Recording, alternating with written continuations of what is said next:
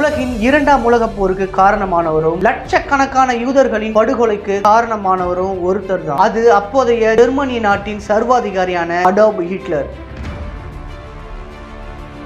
உலகமே பார்த்து அஞ்சு நடுங்கிய அடால்ஃப் ஹிட்லர் மிகப்பெரிய அரசியல்வாதியா இருந்தாலும் அவரை பற்றிய சில உண்மைகள் பல பேருக்கு தெரியாமலே இருக்கு. அதுல ஒரு சில முக்கியமான தகவல்களை பத்தி தான் இன்னைக்கு நம்ம இந்த வீடியோல பார்க்க போறோம். நான் உங்கள் ஸ்ரீதர். வாங்க வீடியோக்குள்ள போகலாம்.